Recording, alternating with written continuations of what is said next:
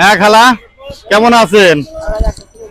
খালা আপনার নৌকায় থাকেন নাকি আপনারা? নৌকায় থাকেন। আচ্ছা, কত বছর ধরে এই নদীর কাছে নৌকাতে থাকেন আপনারা? এই যুদ্ধের আগে থেকেই এখানে থাকেন।